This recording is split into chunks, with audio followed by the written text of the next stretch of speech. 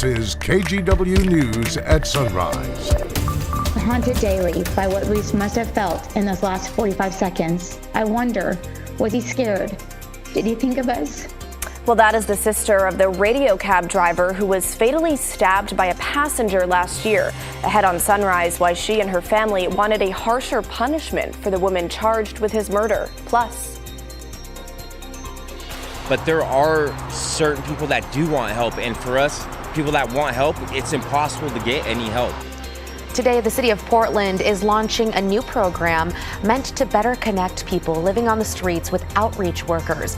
We'll have the details on that program coming up in just a few minutes. And a teenager from Seattle saved a local infant's life by donating part of her liver.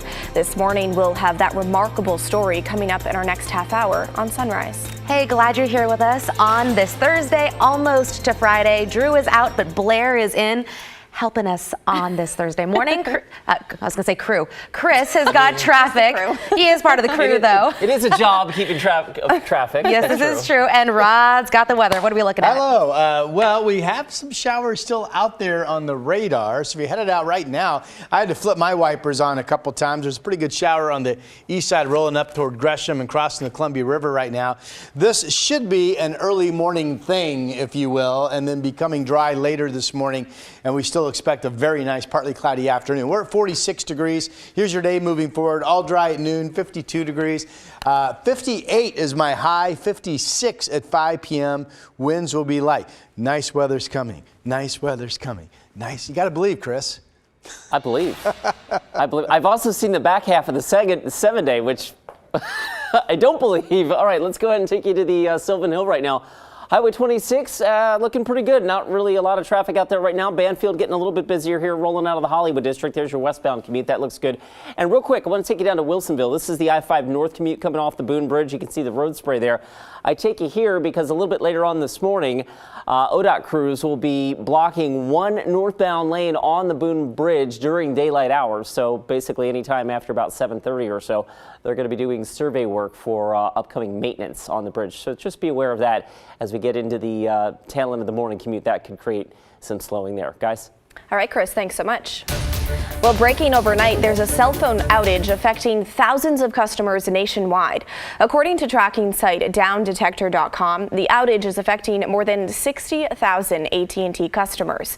Verizon and T-Mobile customers have also about 1,000 outages combined. Some of the most affected areas include San Francisco, Los Angeles, Houston, and Atlanta.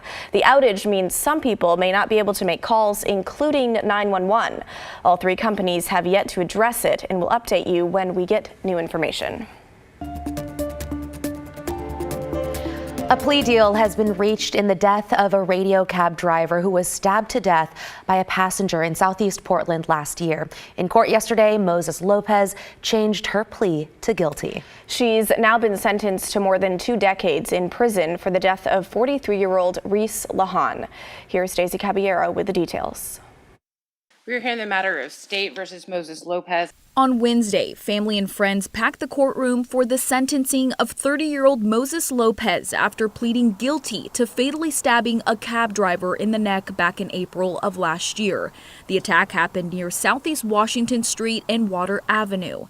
That's where 43-year-old Reese Lahan was found dead inside his cab. Reese suffered such a cruel ending to such a beautiful life is beyond reprehensible. The judge sentenced Lopez to 20 years in prison on charges of first-degree manslaughter and 2 years for unlawful use of a weapon, all after changing her plea to guilty. Family and friends of the victim were looking for a harsher punishment. This should have been a life in prison without the possibility of parole. Reese's mom, 2 sisters, and other family members addressed the court virtually, sharing the immense pain this tragedy has brought them. Haunted daily by what Reese must have felt in those last 45 seconds. I wonder, was he scared? Did he think of us? Lopez also provided a 12-minute statement at the hearing. She included she was in distress when the stabbing happened and acted out of fear when there was confusion about her drop-off location. She and her attorney went on to say she was often fearful of being targeted as a transgender woman and had this message for the family. I want you to know that I accept the way that you feel. I am sorry for what happened, and I am sorry that you lost someone you loved. I hope that someday something can bring you peace to your soul. Daisy Caballero, KGW News. The woman accused of killing her husband in Portland's Lents neighborhood has been found dead. Authorities announced yesterday they discovered Annalisa Gold's body in Long Beach on the Washington coast. It appears she shot herself. Police say Gold killed her husband, 37-year-old Philip Pierce, in late January. Portland police are still investigating and want anyone with information to contact them.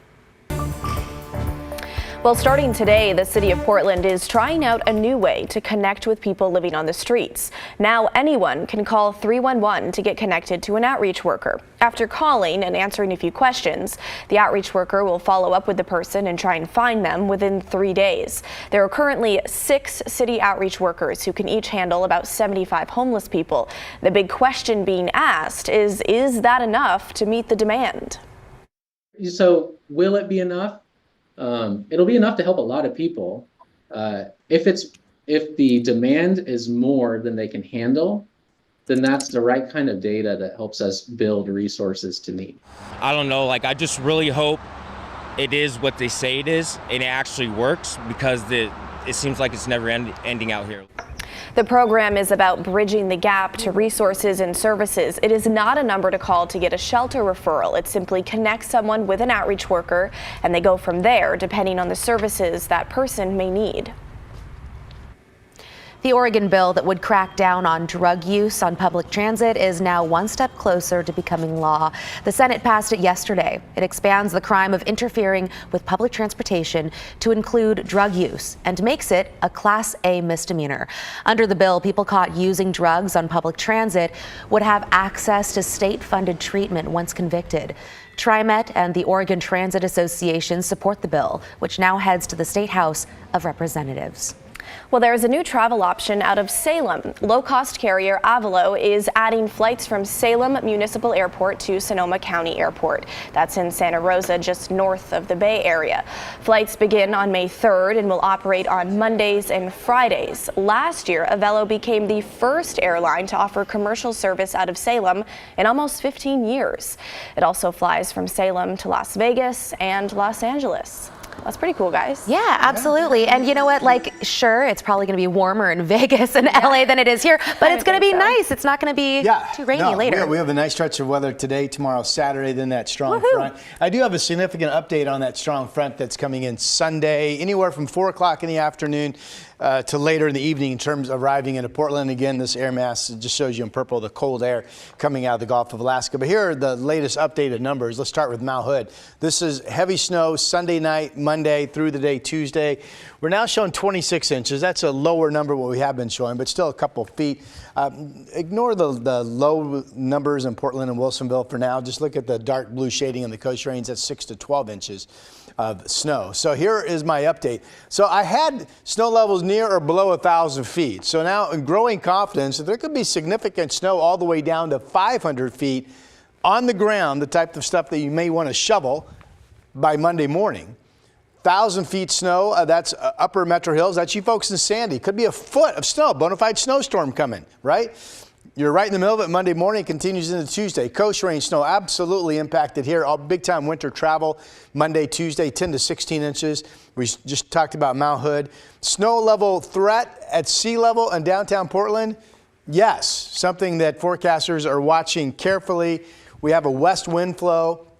Right now I have Portland temperatures holding just above freezing, but there's absolutely the threat, especially Monday night, Tuesday morning, that we could have some snow spots in low elevations. All right, today, flow pattern north, flow pattern south, big low offshore, little curl up off the coast of Washington. Right up here is the low that was right over off the mouth of the Columbia yesterday. So that is our rain maker, and it's still pulling some showers up across our area. Mostly light stuff, but that's a heavier shower right now out on the east side around Gresham. This rain opportunity should be out of here at some point mid-morning. Then we go on to have a really nice day. 40s right now from Seattle to Salem. Portland's at 46. We've got freezing temperatures in Bend and also some freezing numbers out east. Signs of the partly cloudy to clearing skies and the dry pattern pattern across a good chunk of our state. So the early shower, otherwise a dry day developing, light winds, temperatures mid to upper 50s, Salem, McMinnville, Corvallis, similar numbers up in southwest Washington. In fact, 57 up in Longview, 58 degrees later today in Vancouver. I mean, you figure we've been mid 50s some of these days with rain and clouds. So if we totally lose the rain and we open up some hours of sun this afternoon, we'll be around 58, 61 tomorrow, 58 Saturday. Rain develops Sunday. My numbers right now for Monday for lowest elevation is 36 to 42, Tuesday 34 to 43. If I'm off by a couple degrees, we have snow on the ground. Yeah. All right, Christine, that is your forecast. That's nuts. 60s back to 40s. Yeah. Thanks, Rod.